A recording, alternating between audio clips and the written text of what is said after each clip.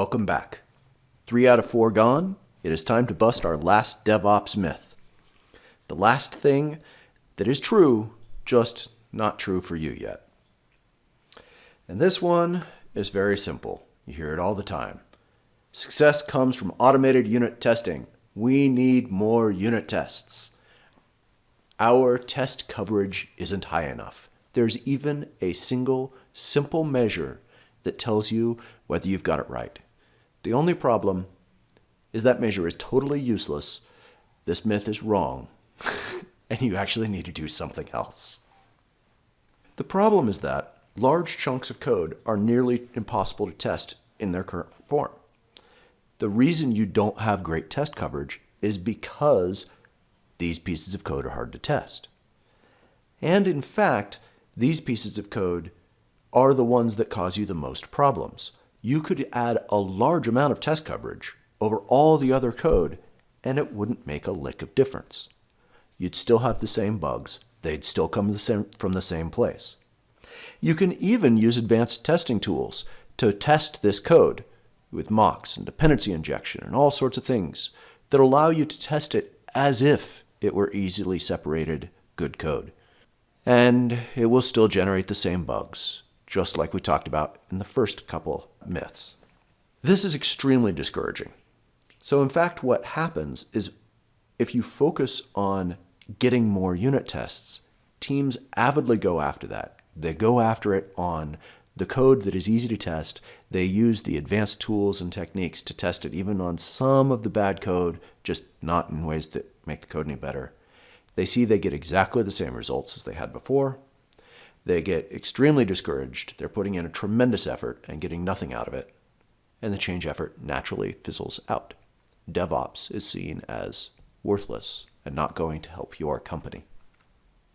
The untestable code you have is a threat not just to DevOps. It's actually a threat to your business. There is a reason that you're considering making a DevOps transformation. There is a business threat or a business advantage you need to work on. There is a disruption happening. And that untestable code there has the opportunity to prevent you from being able to make the change you need to survive that disruption.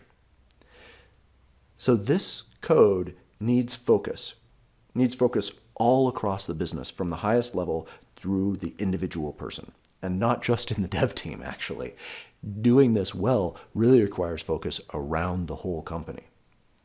So you need to focus on the ugliest code and have a clear strategy, a clear project that is sponsored by management, that has high visibility and very high transparency, that shows exactly where things are at every moment, helps people see what they need to do next, and helps them celebrate their victories along the way, and to see how those victories at actually changing the hard-to-test code to make it easy to test gives them the advantages they need in quality, in closeness to the customer, and in everything else that DevOps offers.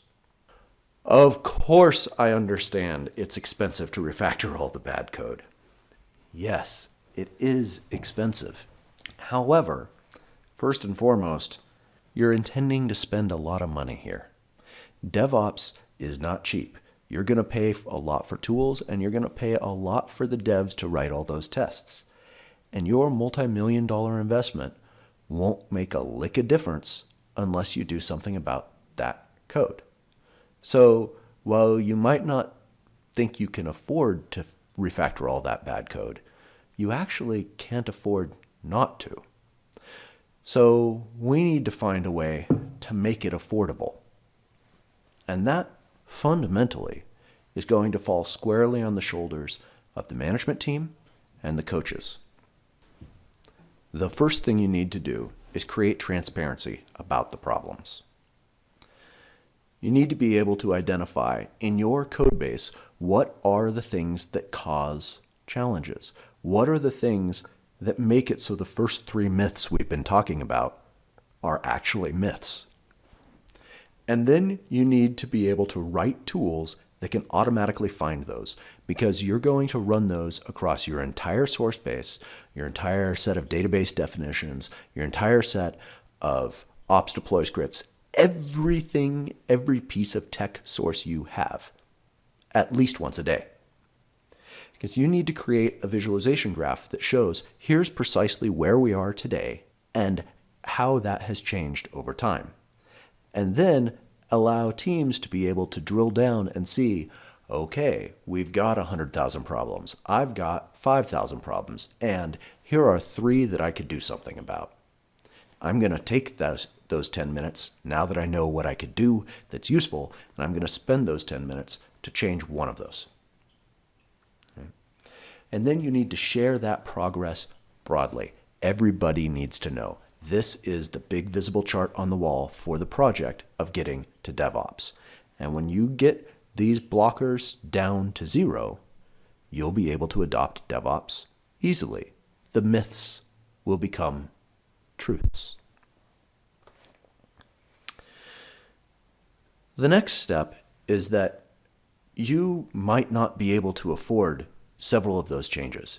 It's not uncommon that you have a cash cow product. It is important to your business. It is a technical nightmare. And the market, honestly, is shrinking. So you need it. You need to generate revenue off of it for a while, but you cannot afford to make more investments in it. You aren't going to get more money from those investments.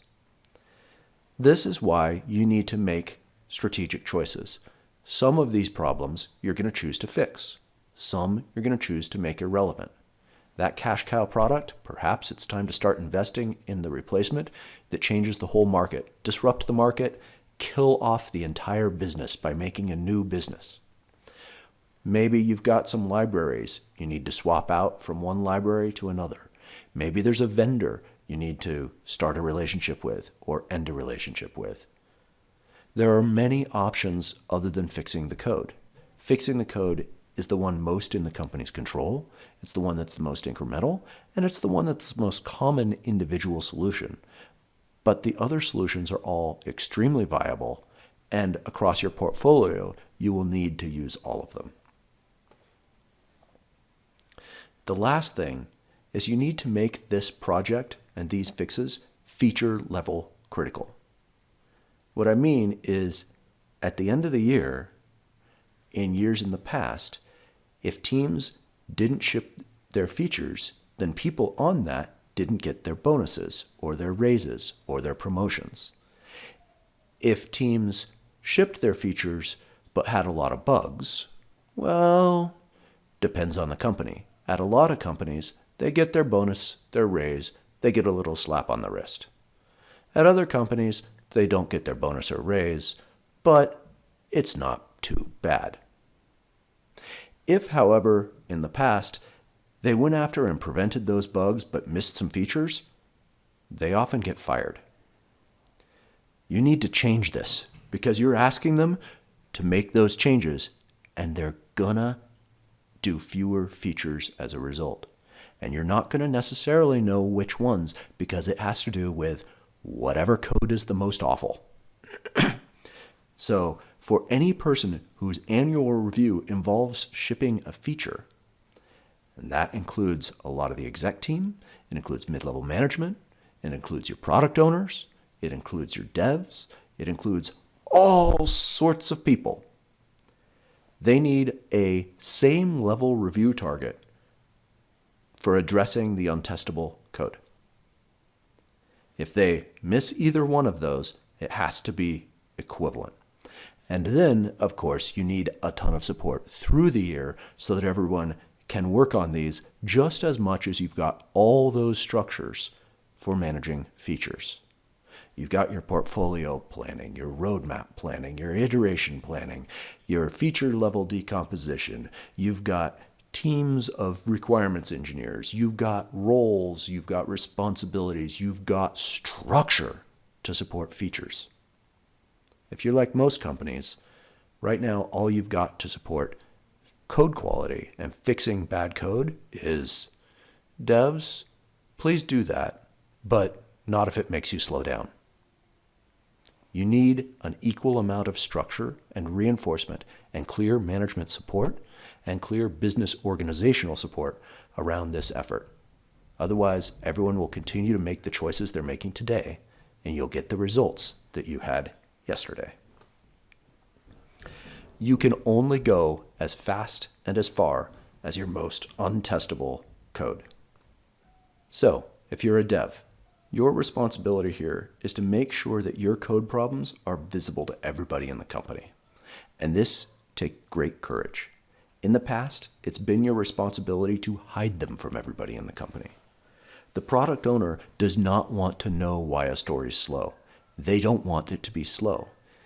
So if you have a problem, most devs have learned ways to cut corners, ways to avoid the bad code, ways to not fix the problem so that we can get things out. And you need to reverse that whole behavior. You're going to need a lot of support. That gets down to this next one. You need challenge management to support this, to make actually improving the code be a priority and support it organizationally. And when they give you that prioritization, when they give you that permission, you need to actually take it and make your code problems visible and then start doing something about it. This requires tremendous courage, and it requires tremendous alliance building between you, your product owner, and your direct management. As a leader and a coach, you need to make that safer and easier for devs and for their managers, because their managers are also facing the same sort of forces. You need to align the whole company around this as a top-level business critical problem. Create that clarity. Make it safer to get on board with this than not. Make it safer to delay a feature and improve quality than it is to ship a feature on time. You need a roadmap to get there. Look below in the description for a guide that can help you build the roadmap to get from where you are to the point where you can do this, the plan to change your culture. And that completes all 4 DevOps myths. We hope that you found this useful enough that you have already started creating your roadmap from here to DevOps. While these are 4 myths today, we hope that they will become truths for you too in time. Please subscribe to this channel to hear our future conference talks.